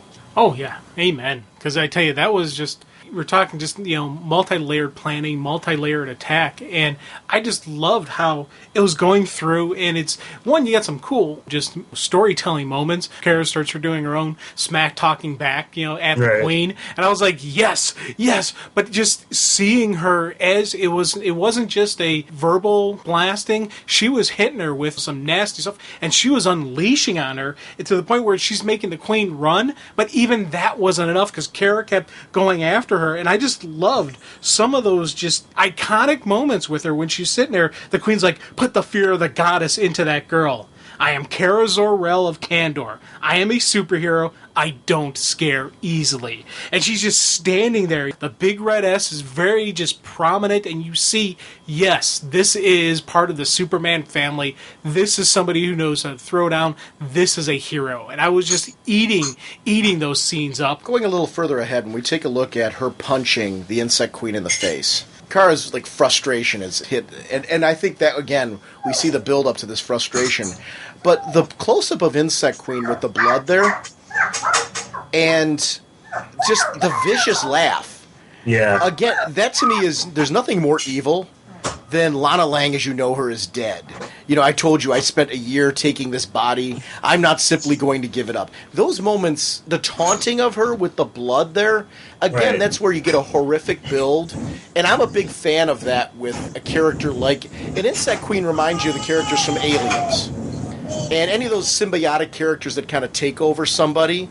Right. I think that is the creepiest thing in the world, loss of free will. Yeah. This moment where we see this with the Insect Queen, I think is probably some of the more terrifying stuff I've seen in comics as of late. That whole bloody nose thing, because you talked earlier about how you don't adhere strictly to the code, but there is still, like when we were talking about too sexy or not sexy, same thing with the violence and the gore. You got some bloody scenes there in the Kryptonian fighting going on, with Last Stand. There's some pretty tough scenes going on with people dying and dying very viciously, but you're never going over the top with the gore.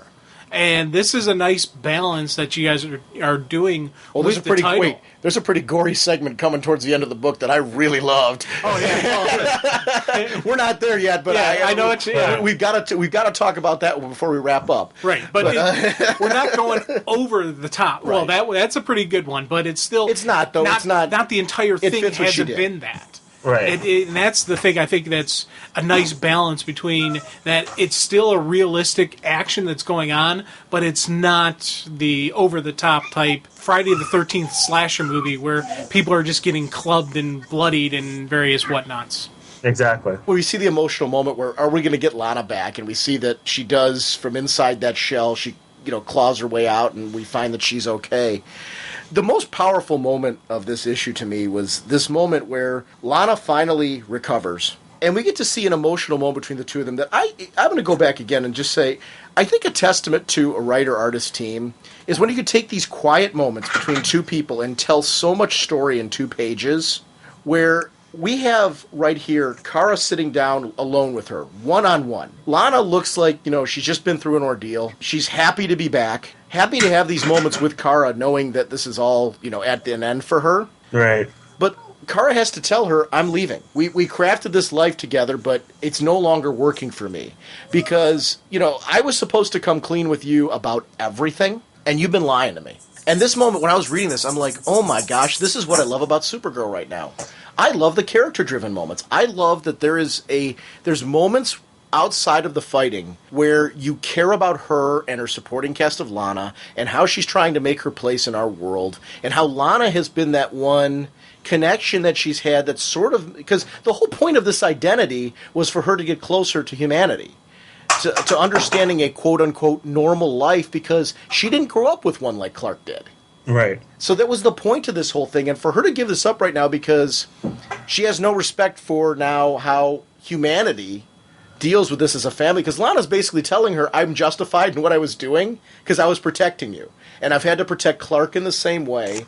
But I love this because in this moment I'm thinking beyond these pages, and I'm thinking to her relationship with Clark, and I'm like, is that the reason why she and Clark ultimately could never be together? I think with Lana, and I think the thing with Lana is that Lana wanted to be with Clark, but Clark never saw her the way that she wanted to be seen. He always saw her as more of a little sister rather than as a romantic interest. So I think she, for a long time, found a way to console herself by having this connection to him as Superman and knowing his identity as Superman and protecting that secret. And that was always very important to her. So she sort of carried those feelings over to Kara when she started being with Kara and working with her. And, genuinely, this isn't selfishness. It came from a genuine want, genuinely wanting to help her and genuinely wanting to be her friend and her protector. Lana justifies all of her actions that it's okay to lie to the one you love to protect them. Right. I don't think Lois is wired the same way, in the sense that I think Lois would also do anything to protect Clark. But I think the type of person that Lois is, I don't think she would go about it by lying to Clark, because I don't think that's the way her personality is. I think she would protect him on the same level that Lana would. I don't think there's any distinction there. I think she would do anything in the world. And I do think, if she really felt that lying to Clark was the best way to do it, she would do it. And I'm sure she has many times before. But I don't think she would the Lois we see now would justify it in the way that Lana is. I actually kind of like, and you guys might totally disagree with me and think I'm bunking, please feel free to. I think that there was something that I liked about the distinction in Lana here, that I felt that Lana was something different than not quite Lois. I felt that there was a definite personality here of Lana, that she was presented in a way that made me feel that she was different than Lois, and that she was behaving in a way that I felt Lois wouldn't. And I thought it fit. I'm totally 100% behind it, and I really like it. So it's nothing. I'm not saying there's anything wrong with this. It's just the opposite. I actually find that I like that Lana feels like a very strong, distinct personality, and that it doesn't contradict anything that I've already known about Lana. It more is a clarification of who Lana is as a person and what she has done in the past for Clark. I think it totally ties in with Secret Origin and everything we've seen with her there. I really liked that I felt like she's different than Lois. Oh, definitely. And it was funny, when I was going through these panels, you get that great emotional, like, you're okay, yeah, and it was just, I love that when Kara's telling her what happened, like, you got infected by an alien bug, you became a queen, declared yourself queen, tried to take over the Earth. Oh, so a typical Wednesday. Yeah. And it was just that fun, it was that fun rapport between the two of them, and I was like, yeah, this is kind of cool. And then when everything kind of like shifted, and you see that look on both of their faces, just that there was like a hurt, there was a pain type look, but it was, as she's saying, hey, you lied to me. I can't deal with this. This isn't what the life we promised. And one of the things I was wondering, and if you can't answer this, I understand, is this all just a giant setup by Kara to try to do the distancing herself from Lana, because the reason the Queen targeted Lana was because of her connection to the super family. Right, but this it isn't a setup, and I think in this case, Kara was genuinely hurt by what Lana's been doing, because Lana was the safe harbor for Kara against all the crap that Allura was doing. Yeah. So whenever Allura was coming down and being uber queen bitch of the new Kryptonians, Lana was the one who comforted Kara. And to find out that Lana had been keeping the secret from her for so long, she was hurt, because she had gotten used to the idea of Allura keeping secrets from her, but not Lana. Okay. Now, Superwoman here, I'm guessing that Superwoman is are they saying that she's not Kryptonian, but she's a combination of multiple races? Yeah, there were a lot of different, she has more powers that haven't been revealed yet. Wow. Oh, cool. So she is actually a combination of several different races. And But she does have Kryptonian powers. So that's kind of cool. I like that this character is something of a mystery to us that we're going to get to see grow along the way. And it was funny because we talked earlier about just how Sam Lane would use anybody and anything for his means. And right here, he proves it once again with what he's doing to Lucy, because he really had no desire to have her be on the team anymore, because she was like dirty and unclean in his mind because of his hatred. Well, he'll use her as a weapon, though. He'll use her as a pawn, because she's nothing to him. So it's the same deal where now he's going to use her, and she's going to think, hey, I'm getting good with Daddy again, and the whole time it's not going to happen. And I loved just seeing that ending with her kind of like, she's like, I'm back, sir, I'm ready. And she even, in her mind, she probably justified it that, well, what he was doing, he was making sure I was safe. He was making sure I was fit for duty like you would any other soldier. You want to, you got to run your tests. You got to make sure everybody's ready for it. He's looking out for me is probably what was going through her head the whole time they're experimenting on her. I think she still so wants the please daddy type deal going on that she's overlooking the fact that he really just threw her out to the wolves to be tested and wasn't going to, use her again. I also took it that she thought the scientist was bad rapping her to Dad. Like trying to make her seem less than human or something at that point that would put a wall up. Knowing how Dad's phobia of aliens is, to hear this scientist talking this way about her would have been something that would have immediately... I think we've, as we discussed earlier, she'll see Dad any way that she needs to. But in this particular case, I loved that, like, when she melted the guy, I'm thinking to myself, like, that's because he was talking smack about her. Oh, yeah. And Dad could have been saying... There's more to it than that, but... And that'll come up again very, very soon. Oh wow! Sweet. Oh, cool. Do we know where his eyeball is? It's a gooey puddle on the floor. It's all pop out of his face. This is a great example on the next page of sexiness that is not overdone too. Because I thought this was, you want her to be a sexy hero because of the fact that she's fit and all that other stuff. And I like that worked out. But again, not done. I like her costume a great deal. I think it's a great design that kind of fits the character. And I'm very into Lucy Lane right now. Yeah. Oh, definitely. And, she's got nice Kirby. She's a nice Kirby. So it's a very good drawing, dude.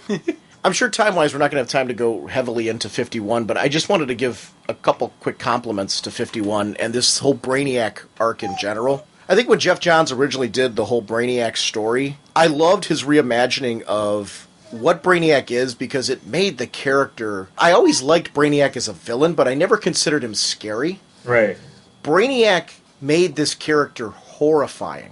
And I wanted to compliment you on your art choices in 51 because there were some moments where you had like 4 fingers on top of one of the robots on top of somebody's head, and then a little like line tether was going through their forehead, the Kryptonians. Yeah. And there were moments in there where I was just like, woo.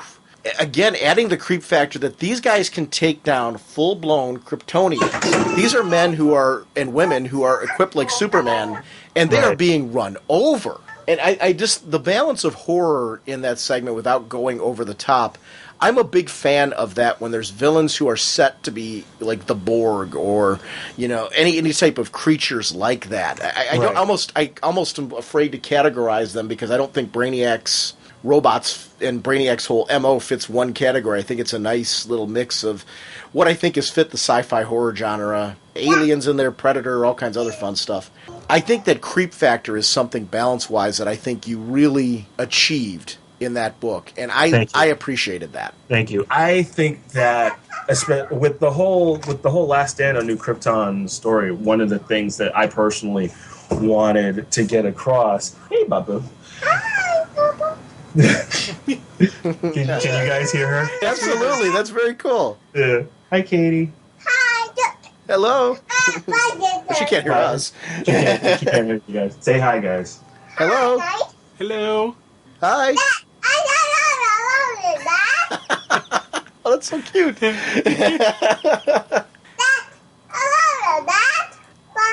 Say bye, guys. Bye. Bye. Oh, how cool is that? Well, that's staying in. Okay, so Supergirl 51. The 2 things that I wanted to get across was not just the horrific nature of what was going on, but the fact that it was really a numbers game on Brainiac's side.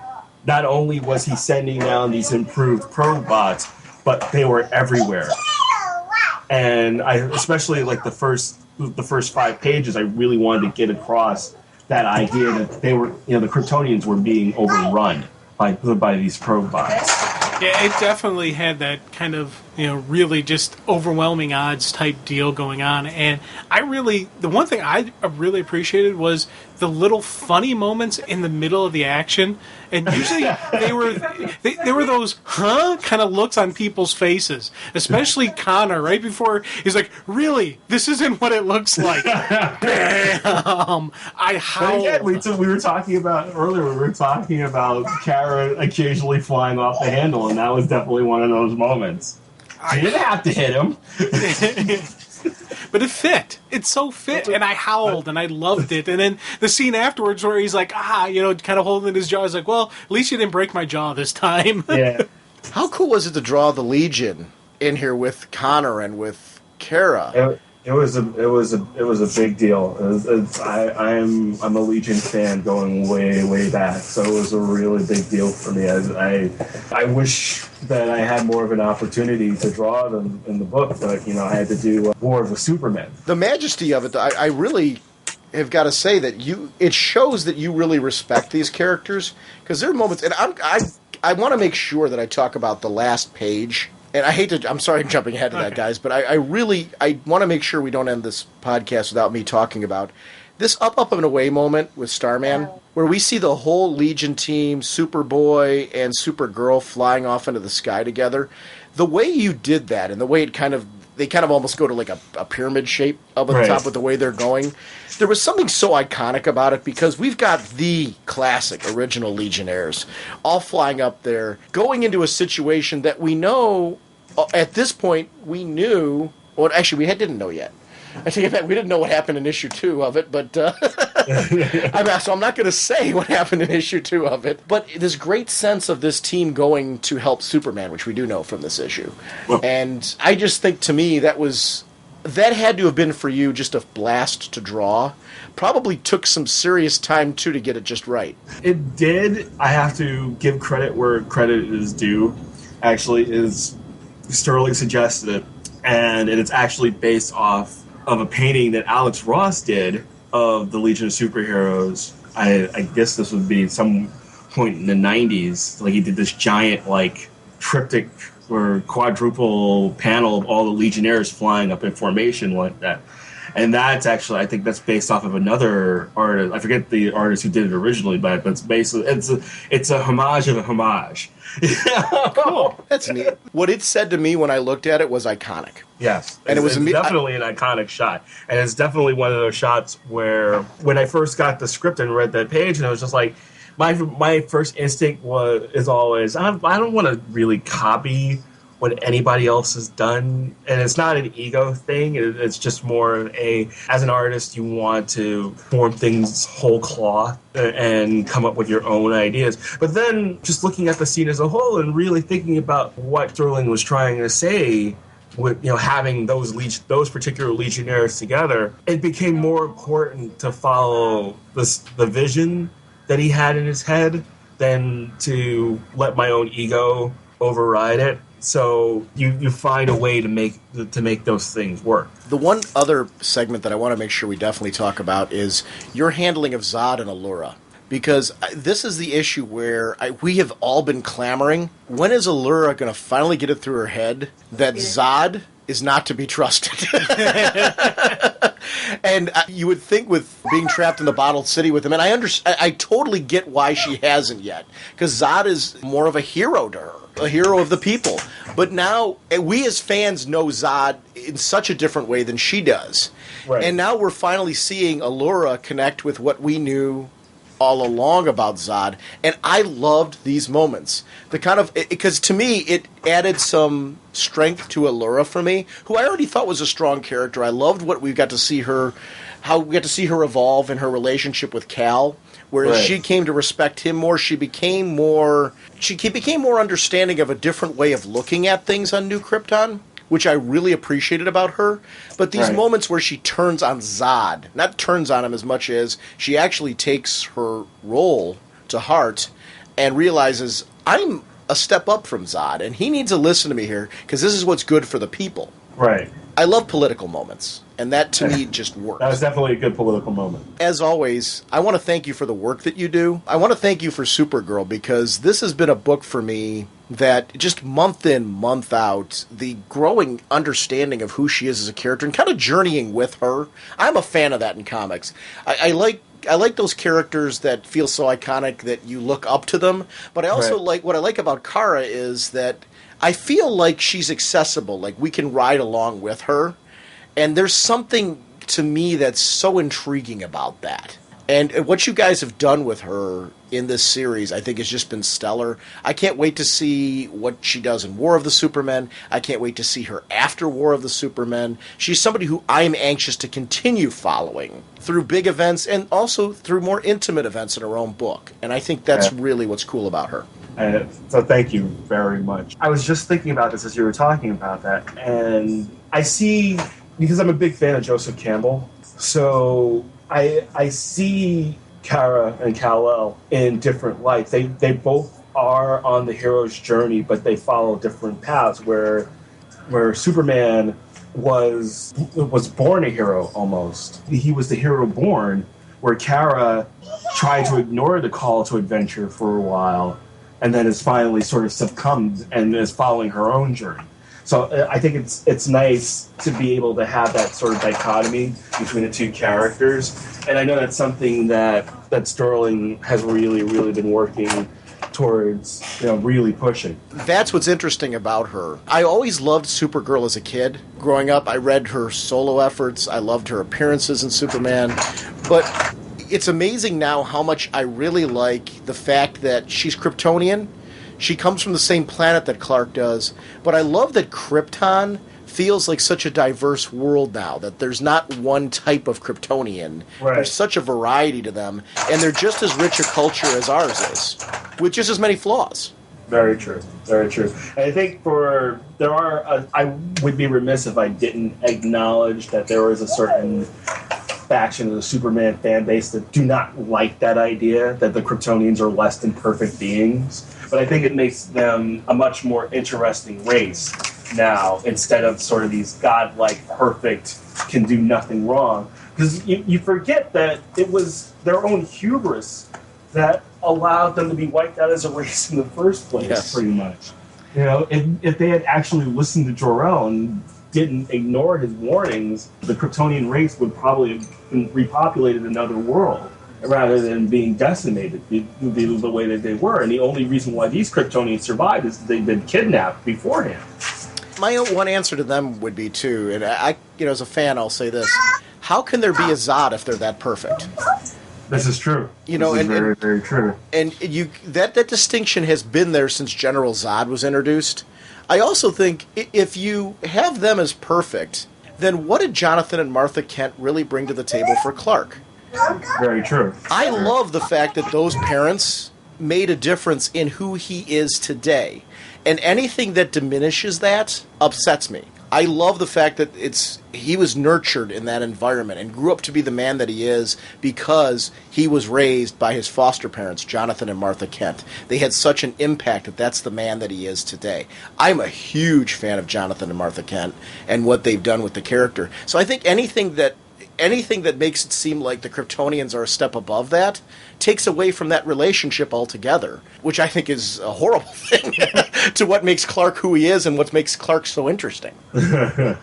I want to say one more thing and then I'll let you go. I don't think I've ever shared this with you. We've talked many times about the fact that the sketch that I got from you, I met you in 2006 for the first time, and I got that wonderful Jason Rush Firestorm sketch from you.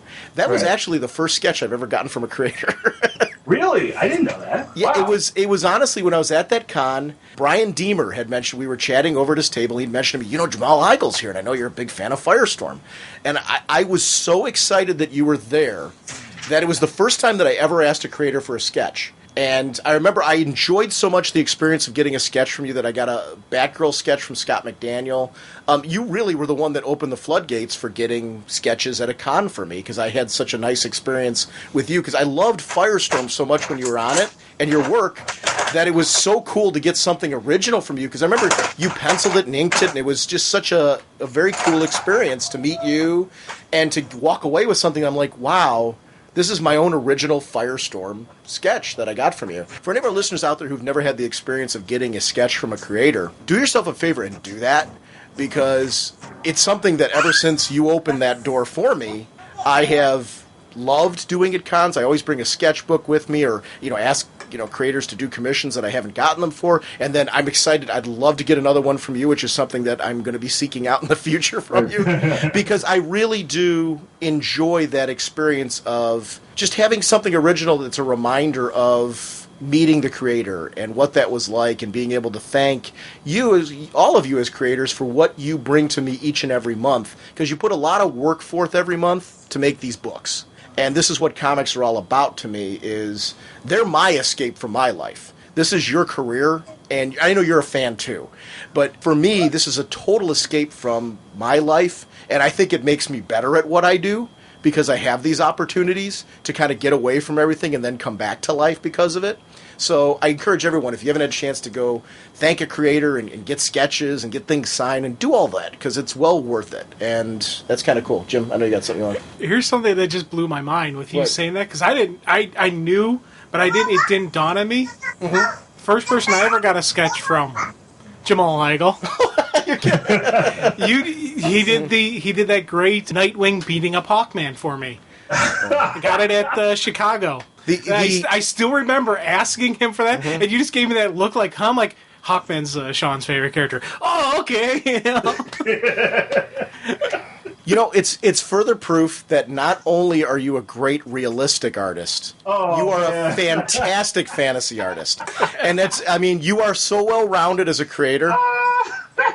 And so I'm going to compliment you not only on the realism that we got to see from the emotions of Supergirl in this book, but also in your fantasy artwork, because I saw that too, and it's great fantasy artwork.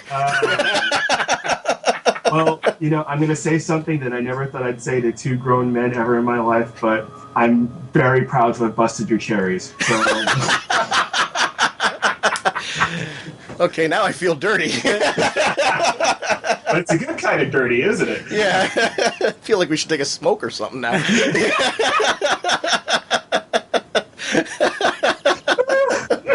And I don't smoke. See, I was just thinking about taking one of those silkworm showers.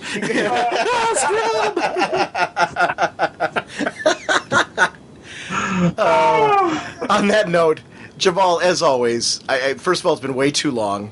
I want to thank you again for your patience in this and just for the amount of time you've given us once again, just chatting about your work. My pleasure. You're definitely one of my favorite creators. I've enjoyed following your artwork. You know how much I loved your work on Firestorm and just how much I've enjoyed following you ever since, and I'm just glad that we had an opportunity to have you back on. Well, thank you, man. And really, guys, it's been my pleasure. I always have a great time talking to you guys anyway, on the show or off the show. So, well, we'll be seeing you next weekend. Oh, yeah, absolutely. See you at C2E2. I am so looking forward to that. I am too. Yeah. Is there anything you want to shout out on the show? Any links or anything that you want people to know about? Or okay, well, let's see. Well, there's my website, obviously, which is jamaligle.com. On the blog page, there is my schedule. May, I will be making 2 appearances in May. One at Comic Con, CONN, which is a brand new convention in North Haven, Connecticut. And that'll be on Sunday, May 15th. And I also did the cover for their convention book. And then I'm going to be my first appearance at the Phoenix Comic Con in Phoenix, Arizona on May 26th. And then the weekend after that, I will be at Heroes Con. Very cool. Wow, So, you've got a packed schedule. Yeah, man. It's a pretty packed schedule. And I'm going to have, I usually when I do conventions, I usually only have like 1 print with me per show, but this year, because I sold out of all of my sketchbooks and I'm working on a new one for 2011, I actually am going to have 4 prints available. Oh, wow. for con season this year. Very cool. I almost don't want to say that sketchbook is beautiful, but well, I sold out of them at Super Show. Yeah, so cool. I kept 2 copies for myself because we didn't have any physical copies, just the files. Anyway, like I said, Jamal, I definitely want to thank you again for being on the show, and looking forward to see you next weekend at C2E2. All right, man. I will talk to you guys later, and I will see you next weekend. There it is, going into that tunnel. The best laid plans of mice and men. Anyway, I released this over the weekend, and the interview with Jamal came out fine. I had a second part after this, which involved C2E2 and then some listener voicemails talking about the greatest DC Universe stories of all time. And for some reason, it seemed some of the clips that we had from there did not come through right after they were mixed down. So we had like little gaps in the audio. For anybody that downloaded 204 and listened to it the first time through, you know that there was little gaps in the audio. So what I'm doing is I'm re-releasing this. So I'll release this first part, which everything was fine on, as the Jamal Igle interview. And then I'm going to release a second part with the corrected version of that. That way, people who have listened to the Jamal Igle interview already can move on to the second part and have everything fine. For those of you that are listening to this the first time, you'll be able to enjoy this part in and of itself and then jump onto that episode as well. So I think it's kind of a happy medium for everybody involved.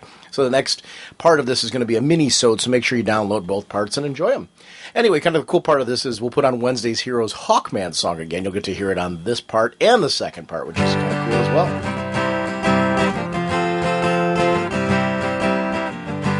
Flying through space and time, 1,000 different lifetimes. Faded for love and flaws and incredibly clear sightlines. Swinging your mace around, such a practical outlook. Helping the JSA and occasionally supporting your own book. Hawkman, Hawkman, eagle eyes can't see. Hawkman, your plan and what you do to me. Hawkman.